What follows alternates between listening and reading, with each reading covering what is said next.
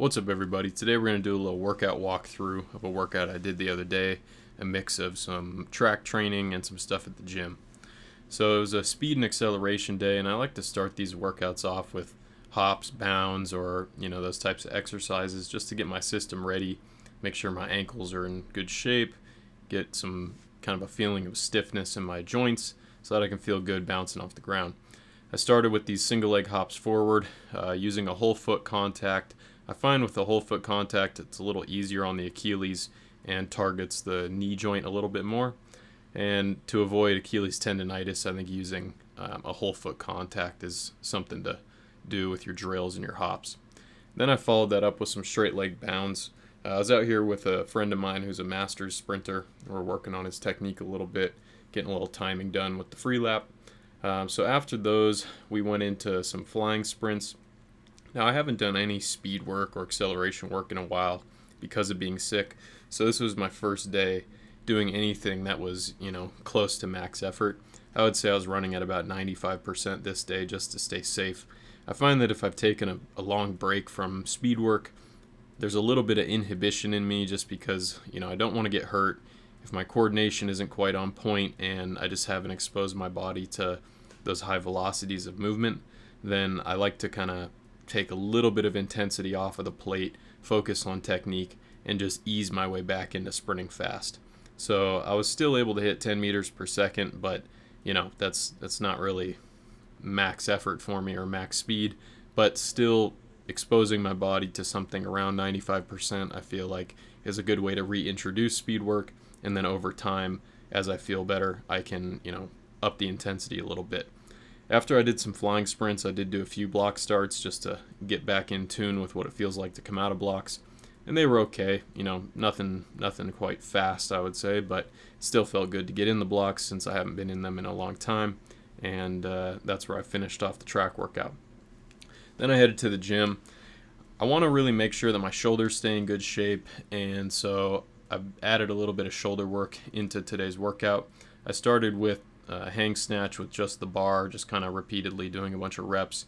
Then I went into more of an upright row type of movement, once again trying to warm up my shoulders, warm up the lower back, and also just groove the movement pattern of what it's like to lift the bar, keep it in a good place relative to my body, stay balanced and all that. Then I did some sort of kind of a hang clean variation just to work on feeling the bar landing in a good spot on my shoulders. My front rack position has always been pretty poor, so that's something I'd like to really work on this year. And so doing things like this before I load up the bar is kind of a good way to tune in the technique and get a feel for where the bar needs to be. Then I went into some hang cleans. I'm actually working on trying to do a proper hang clean here, so you can see that I'm hinging. I'm letting my hips move back, letting the bar kind of float down, tap my thighs, and then I launch it up. Whereas in the past when I've done hang cleans, I've just sort of set the bar in the crease of my hips and sort of hip thrusted it up. That might be fine for power production, but I'd like to get the movement itself down with good technique. So I moved up to 185 here, felt okay. Just did singles because I don't want to wreck my biceps. Now in between the hang cleans, I did these drop jumps where I was just focusing on short ground contact times, so the box I'm landing on is not very high, but I'm just trying to bounce off the ground as quickly as possible. And I like to do bouncy types of exercises in between when I do power cleans or hang cleans, because the power clean or the hang clean is a slower movement, hang clean's a little bit quicker, so I like to back that up with something kind of poppy and bouncy. So I went back to 185 here, a little bit better technique, a little bit better catch. Then back to the jumps. You can see that they get a little bit better as far as the ground contacts here in the second set. And that's one thing I notice is throughout a workout, usually I'll get better at an exercise the further into the workout I am. So if I'm on the track, sometimes it'll take me a few reps to run fast, or in the gym, it'll take me a few sets to feel powerful. Then I went up to 225 here. I did wear straps just because I wanted to make sure I could really pull on the bar. Used a little bit too much bicep there, and that bothered my right bicep. You can see that my arms kind of bent a little bit, but on this second rep, it was a little bit better. I kept my arms a little bit more straight, and it felt better on my arm and was an overall better lift. You can see that I catch it in a slightly better position there. Here I moved on to low box step-ups. It's a 6-inch box. I got 225 on the bar. pretty easy weight for me, but feels good to just sort of work on that kind of striking motion that we would see on the track, producing force in a short amount of time over a short range of motion that's similar to the ground contact in sprinting and jumping. Then I moved up to 315, then here we have 365. I'm still going for 3 reps per leg. As you go up in weight, you want to make sure that the safeties are in a good spot, so if you do fail, you're not going to drop and, crush yourself with the bar or anything.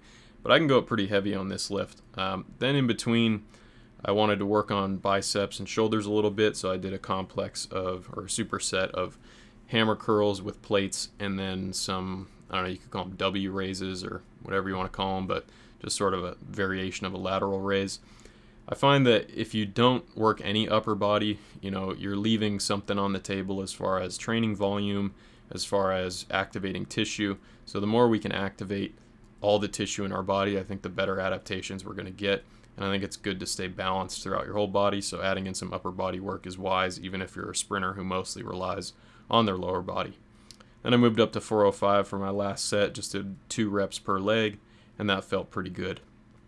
After that, I decided, I did another set of these, curls and raises, trying to let the arm go all the way down, because on the previous set I sort of cut the range of motion off. And I think it's good to get, with pretty much any exercise you do, train through the full range of motion. Not every exercise has to be a large range of motion movement, but say you're doing curls, you should probably let the arm go all the way down so you get full length. And then when you go do hang cleans or something like that, your biceps are used to being loaded at a long length and you're not going to tear your bicep when you drop the bar. After that, I wanted to load up a little bit and just feel something heavy, so I moved on to pin squats. Here we have, that's 455 on the bar. Did it for 3 reps. Felt, pretty easy. I think I've done like 600 pounds on this lift before, but because I haven't touched anything heavy in a while, I wanted to tap into just feeling heavy weight on my back to sort of stimulate the system, get my body used to moving heavy weight. Here's 475. Once again, 3 reps. Didn't go too aggressive on the speed, just so I could stay safe and not, risk injury or anything like that. Finished up on the pin squats with 495, so just shy of 500 pounds, and it felt pretty good. The first set, my knees felt kind of weird, but after the first set, I did some deep squats just, with body weight in between. Then when I went back, it felt fine. After that, I went into power jerks. So a power jerk is where you catch the bar in sort of a quarter squat position as opposed to a split stance, like a split jerk. Here's 135. Once again, here's an exercise where I haven't done it in a while, so I'm pretty poor as far as technique and explosiveness on the first set.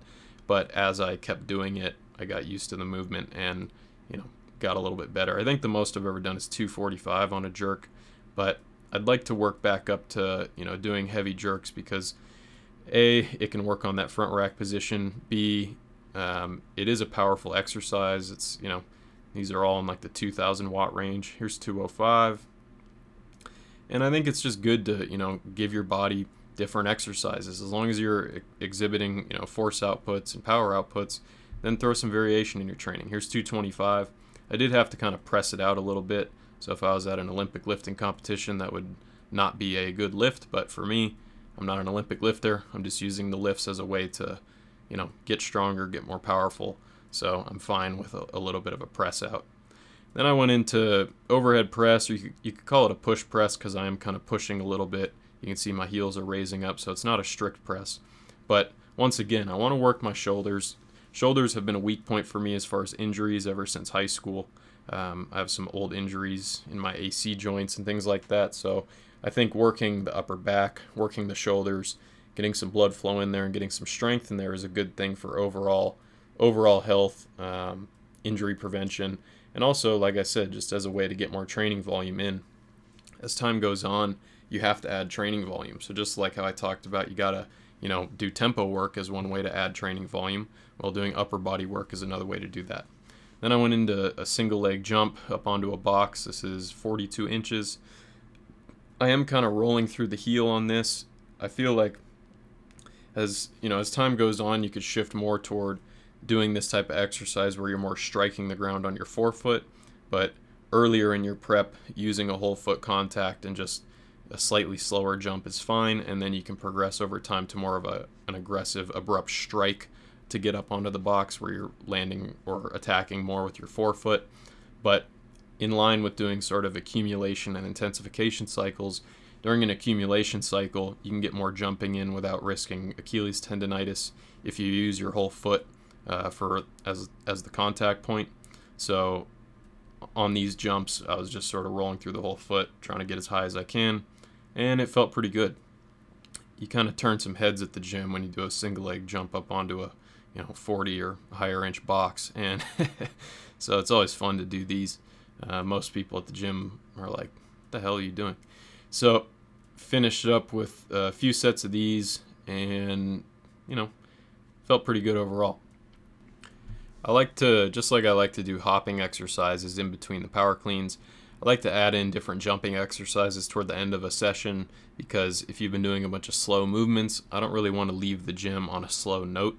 So I like to do things that are either powerful, like this sort of jump, or something that's more elastic, like these single leg hops. So similar to the hops that I did in the track session, I did single leg hops here at the end of my session here at the gym, but I was focusing on getting a little bit higher, on going a little bit further, so it was closer to like a single leg bound. And then to finish off the session, I did a couple triple jumps from a few steps. Not going for maximum distance or anything, just trying to feel the motion, feel bouncy, and all that. So hopefully this gives you guys some ideas of ways that you can incorporate different exercises in your training, give you an idea of how I might set up a certain day of training. Not every exercise has to be, there doesn't have to be some super important reason why you're using it. When we're in the gym, we're training for general development. So you can pick exercises that are relatively general in nature, like those overhead presses, like different squatting movements, whatever it may be. But don't feel like every workout has to be perfectly designed. Just focus on getting a good amount of volume in, good intensity, working different movements that are somewhat relevant to either your sport or movements that are going to help develop you into like a well-rounded athlete. And the stronger we can be overall, the more well-rounded we can be as athletes. If we can develop that stuff in the gym, it's going to help us on the track when we do our specific work. Your stuff in the gym does not have to be hyper-specific, so don't worry about that. Just focus on getting stronger, getting more powerful, maintaining balance throughout your body, and as long as you do that in a way that is, safe and you don't get hurt, then it should help you progress on the track. But that's all I got for you guys today. Hope you enjoyed this video, this type of workout walkthrough. If you like this sort of thing, I'll do more of them in the future. But that's all I got for you guys today. So this is Cody Bidlow with SprintingWorkouts.com and ATHLETE.X signing off.